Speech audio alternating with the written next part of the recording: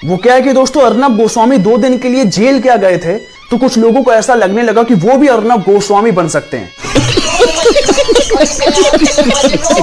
कुणाल कामरा वो भूल गए कि शायद अर्नब गोस्वामी रिपब्लिक टीवी के स्टूडियो में पाए जाते हैं। Let's talk like gentleman. चिल्लाने की कोई जरूरत। और कुणाल कामरा कहां पाए जाते हैं? राहुल गांधी की गांड पे।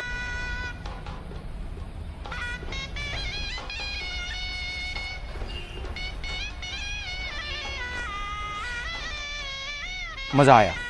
बिल्कुल सही। कितने समझदार हैं आप लोग, एक बार में आप मेरी भावनाओं को समझ जाते हैं। तो चलिए इस वीडियो की शुरुआत करते हैं। नमस्कार दोस्तों, लिबरल पंडित के इस फ्रेश एपिसोड में आप सभी का बहुत बहुत स्वागत है। और अगर आप खुद को सोशल एंड पॉलिटिकल टॉपिक्स पर अपडेटेड रखना चाहते हैं तो आप मेरे चैनल द लिबरल पंडित को सब्सक्राइब कर सकते हैं। दोस्तों अभी रिसेंटली क्या होता है कि हमारे देश के लिबरल समाज के लोग बहुत ज्यादा खुश हो जाते हैं। उनकी खुशी का कोई ठिकाना नहीं रहता है, क्योंकि एक साथ तीन खुशियां मिली हैं मोदी सरकार के इलेक्शन जीतने के बाद। अब जाके एक तरफ जहां यूएस इलेक्शन में डोनाल्ड ट्रंप हार जाते हैं। चाचा हो गया, बस थोड़ा रेस्ट कर लीजिए वरना रेस्ट इन पीस हो जाए। दूसरी तरफ आसमानी किताब के आसमानी न्यूज चैनल वाले दिखाने लगते हैं कि भैया आरजेडी वाले भी बिहार इलेक्शन जीत रहे हैं। लालू प्रसाद यादव के 9th फेल बच्चा भैया मुख्यमंत्री जो हैं वो लोगों को रोजगार दिलाएंगे, भले ही खुद सरकारी नौकरी कभी जिंदगी में ना पा पाए। जब जवाब नहीं बनता है तो विपक्ष ये कर रही है, विपक्ष वो कर रही है। भाई करोड़ों लोग, पूरी जनसंख्या जितना है, 100 कितना करोड़, 20,000 करोड़ लोग जो हैं देश में, वो सब तबाह है कि नहीं है? 20,000 करोड़ लोग। कहाँ तक पढ़े हो तुम? 10 बजे तक। 10 बजे तक? 9 बजे स्कूल शुरू हुआ। जब 1 घंटा हो गया तो प्रिंसिपल साहब समझ गए कि 1 घंटा में कुछ पढ़ सकता, लोगों को रोजगार दिलाएंगे। तो तीसरी तरफ अर्नब गोस्वामी जो उनको एक्सपोज किया करते थे वो भी बेचारे जेल चले गए थे कुछ दिनों के लिए। अब बेल पर वो बाहर आ चुके हैं, मुबारक हो आप सभी को। अचानक से एक रात आती है, एक ऐसी काली रात जहां मोदी जी क्या कहते हैं? अब सपने देखने के लिए तो कौन मना कर सकता है भाई। दोस्तों अचानक से एकदम सा सब पलट जाता है। एकदम इन्होंने वक्त बदल दिया, जज्बात बदल दिए, जिंदगी बदल दी। ओ भाई मारो मुझे मारो।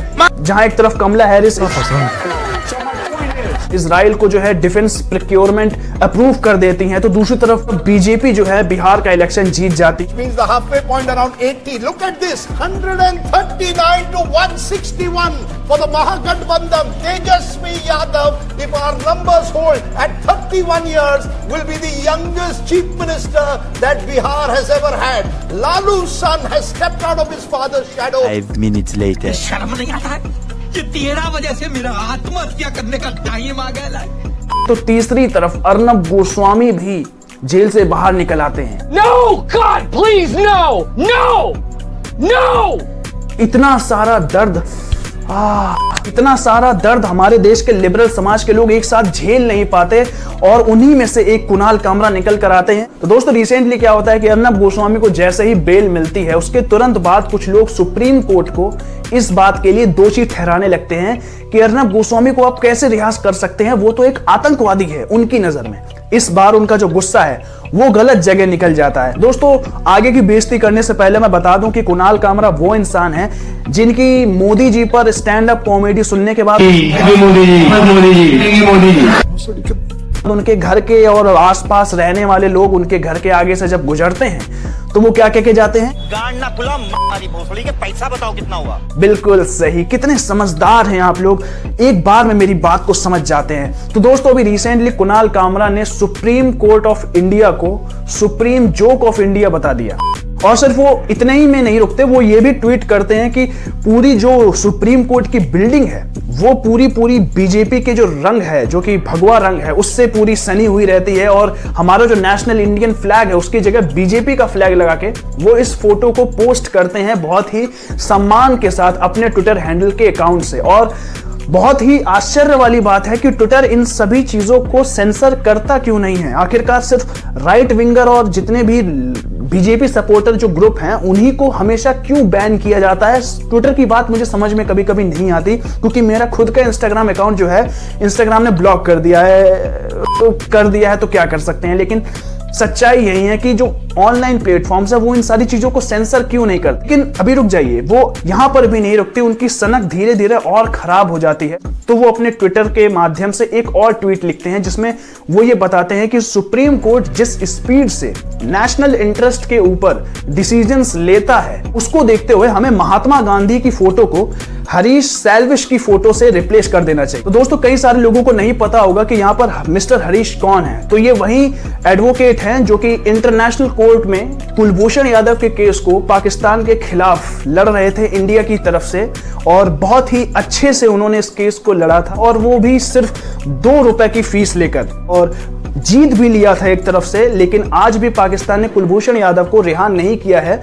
एज ऑलवेज वो कभी नहीं करते, उनके लिए सिर्फ एक आसमानी किताब जो उनका खुद का रूल है वो उसी को फॉलो करते हैं। उनके लिए इंटरनेशनल कोर्ट और इंटरनेशनल रूल्स कोई मायने नहीं रखते जब तक उन पर बात आती है। लेकिन दूसरों पर बात आती है तो वो इंटरनेशनल रूल्स को जरूर फॉलो करने की कोशिश करते हैं। तो दोस्तों, यहाँ पर कुणाल कामरा ने बैक टू बैक बहुत ही ज्यादा डिसग्रेसफुल और बहुत ही डिसरिस्पेक्टफुल तरीके से ट्विटर हैंडल का इस्तेमाल करते हुए, अपनी फ्रीडम ऑफ स्पीच का इस्तेमाल करते हुए ये सारे बकवास ट्वीट्स किए। लेकिन ऐसा नहीं है कि इनके ऊपर कोई लीगल एक्शन नहीं लिया जाएगा। यहां पर बॉम्बे हाई कोर्ट की सीनियर एडवोकेट चांदनी शाह ने अपने ट्विटर हैंडल से इस बात की जानकारी दी कि कुणाल कामरा आप तैयार रहिए, हम आपके ऊपर लीगल एक्शन लेंगे अंडर कंटेम्प्ट ऑफ कोर्ट। क्योंकि यहां पर डायरेक्टली इन्होंने कोर्ट को एक जोक बताकर उसकी बहुत ही ज्यादा डिसग्रेसफुल तरीके से बेइज्जती की। और सिर्फ इतना ही नहीं, अटॉर्नी जनरल के वेणुगोपाल, इन्होंने भी यहां पर कई बार ट्राई किया कि कुणाल कामरा के ऊपर कंटेम्प्ट ऑफ कोर्ट का केस दायर किया जाए और लीगल तरीके से किया जाए, क्योंकि उनके पास सारे प्रूफ्स थे। अपने कुणाल कामरा के ऊपर एलिगेशन लगाने की बहुत बार अटेम्प्ट्स किए कि उनके ऊपर कंटेम्प्ट ऑफ कोर्ट का जो एलिगेशन है वो लीगल तरीके से लगाया जाए और कुणाल कामरा को जेल की सलाखों के पीछे डाला जाए, क्योंकि इस बार उन्होंने सुप्रीम कोर्ट का मजाक उड़ाया है। और ये सारी चीजें हल्की फुल्की नहीं थी, और at the end Kunal Kamra के ऊपर लीगल तरीके से एफआईआर फाइल हो भी गई है। मुझे आज ही इसके बारे में पता चला कि कुणाल कामरा के ऊपर लीगल तरीके से एफआईआर फाइल हो गई, और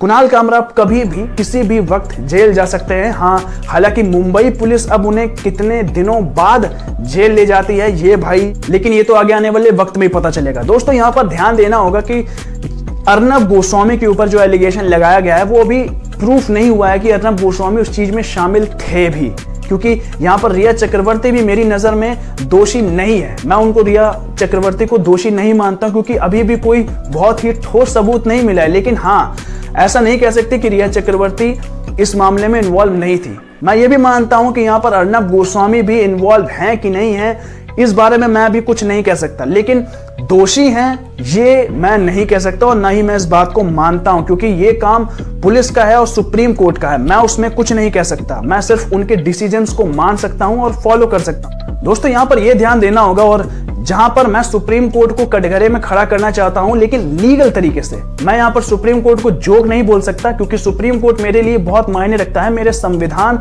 से जुड़ा हुआ सुप्रीम कोर्ट है, और सुप्रीम कोर्ट मेरे लिए किसी मंदिर से कम नहीं है। मैं उसको जोक बोलकर उसका अपमान नहीं कर सकता कुणाल कामरा की तरह। लेकिन सुप्रीम कोर्ट से जरूर ये सवाल पूछना चाहिए कि बड़े बड़े टेररिस्ट के लिए सुप्रीम कोर्ट को सुबह 5 बजे, रात के 2-3 बजे भी खोल दिया जाता है सिर्फ उनकी बेल पिटीशन पर सुनवाई करने के लिए, और उनको बेल प्रोवाइड करी जाती है। दिल्ली रायोट्स में कई सीरियस एंटी नेशनल लोगों को पकड़ा गया, फिर क्या हुआ, उनको ह्यूमैनिटेरियन बेल्स मिल गई क्योंकि वो प्रेग्नेंट थे। मुझे कभी कभी दोस्तों समझ में नहीं आता है कि कुछ लोग ये कहते हैं कि किसी भी टेररिस्ट का किसी भी धर्म से कोई लेना देना नहीं होता है। तो जब किसी इंसान का किसी धर्म से लेना देना ही नहीं है तो वो इंसान हुआ ही किस नजर में? वो तो एक जानवर हुआ, और जानवर के ऊपर क्या ह्यूमन राइट्स इंप्लीमेंट किए जाने चाहिए?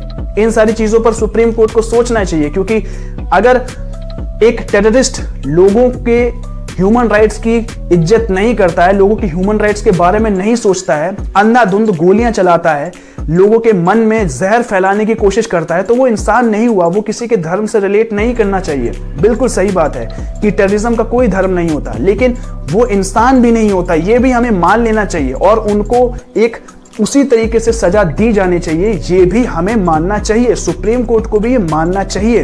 अर्नब गोस्वामी कोई टेररिस्ट नहीं है जिनकी वजह से इस मामले को इतना ज्यादा प्रवोक करने की कोशिश की जा रही है। लेकिन at the end Kunal Kamra ने जो यहाँ किया है, उनको भी भाई उस लेवल की, मैं ये नहीं कहता कि वो भी टेररिस्ट है, मैं ये नहीं कहता, लेकिन हाँ उनको जेल जरूर होनी चाहिए, उनके ऊपर भी सैंक्शंस लगाए जाने चाहिए, उनको रिस्ट्रिक्शंस प्रोवाइड कराए जाने चाहिए। क्योंकि सुप्रीम कोर्ट कोई लाफ्टर क्लब नहीं है जहां पर ये जाके अपने मोदी जी की जोक सुना दें और इनके सामने वाले लोग जब इनके घर के आगे से गुजरते हैं तो वो क्या कहते हैं, देंगे तुम्हारी भोसड़ी के, पैसा बताओ कितना हुआ। बिल्कुल सही। उम्मीद करता हूं दोस्तों ये पूरा वीडियो आपको पसंद आया होगा, और अगर आप मेरे चैनल द लिबरल पंडित पर नए आए हैं तो प्लीज मेरे चैनल द लिबरल पंडित को सब्सक्राइब करिए, और वीडियो अगर आपको अच्छा लगा हो तो प्लीज अपने दोस्तों के बीच में शेयर करिए। तब तक के लिए जय हिंद, जय भारत, आप सबका बहुत बहुत धन्यवाद।